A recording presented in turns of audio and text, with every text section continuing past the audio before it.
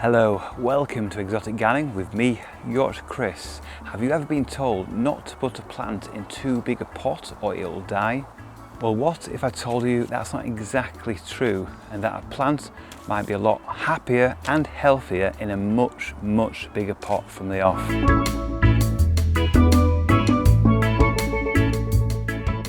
So let's talk about what we've all been taught, read in books, taught by older, more experienced gardeners and from TV programs in the past and maybe other YouTube videos, and that is we pot on plants.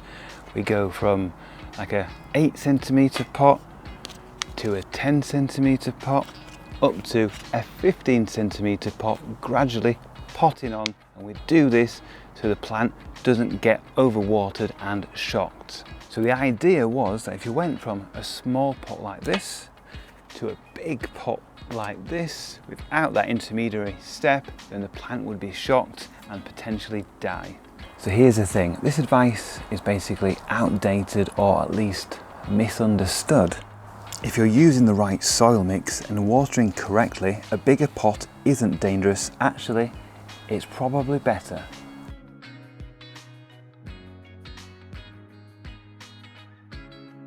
So let's look at the soil mix used for this plant here, and we can see the roots are very nicely established all the way around. It's not pot bound at all, and this is a mixture of soil-based peat-free compost, perlite and grit.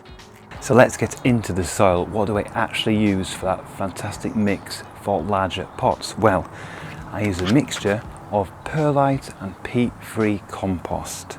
If I don't want to use perlite because I want something heavier, then I might exchange that for some grit, but perlite is my preferred medium for amazing aeration and drainage. So we use peat-free compost mainly because this is sustainable, it can hold a lot of water and it has lots of nutrients as well, but it does have a downside, and that is it can hold too much water on its own, and that is why I use a second component for drainage, and that is perlite. And perlite is a volcanic glass. It is a natural material that's been superheated, and it goes from quite a dense material to basically like popcorn, because the air in it expands, makes it super light, allows it to absorb water, and it allows it to drain water very easily indeed. And combining the perlite with the compost, it allows a really good mixture of aerated soil that allows water to pass through, but hold enough water for the plant roots to thrive, and crucially allows air to be around those roots because you've got lots of air spaces. The perlite really helps with that. Alternatively, if you want a heavier mix because you want a plant that goes in a pot without tippling over so easily, then you could use grit. Although this is not as good for aeration, it does allow excellent drainage provided you use enough of the grit compared to the heavy compost. Now, peat-free compost is the most commonplace type of compost available from garden centres now, which used to be peat-based and now is peat-free. And like I said, the downside of the peat-free is it holds probably too much water, and when you have a pot full of just peat-free without any perlite or grit, it can look very dry on the surface but holding an immense amount of water just underneath. And if you put a smaller plant in a big pot into peat-free compost, it can pretty much literally drown because it's so much water around the roots and it's not got that air that it needs. And that is why perlite or grit is critical to move from a small pot to a large pot. Now these two plants are Aloe polyphylla in a nice, very gritty mix of peat-free compost, perlite with some grit as well as a bit of a dressing. And they're potted up, I think about 18 months, 2 years ago, into this size pot from a smaller pot, doing traditional potting on. Now there were 3 of these polyphyllas, all grown from seed. The third one of these went from the pot size smaller than this into this big pot here, and as you can see it's rather flourished and it is much bigger, I would say healthier looking than these two down here. These are all the same age, This large one was as big as this exactly a year ago. It went straight into this big pot in the same mixture of perlite, peat-free compost and a grit dressing, and as you can see the size difference is amazing, and it's much better for the plant, much healthier, much easier for us to go from a small pot to a large pot. You get bigger, healthier plants, providing the drainage is of course excellent.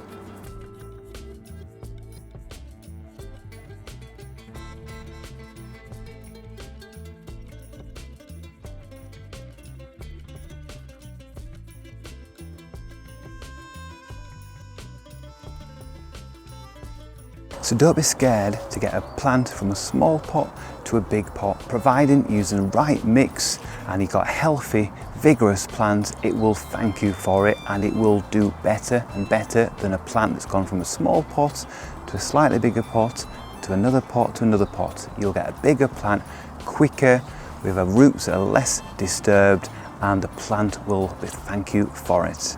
Now there are occasions where you wouldn't want to overpot. If you've got a particularly delicate rooted plant, something like an aeration which doesn't really grow lots of roots very quickly, there's no point going from a small pot to a very large pot.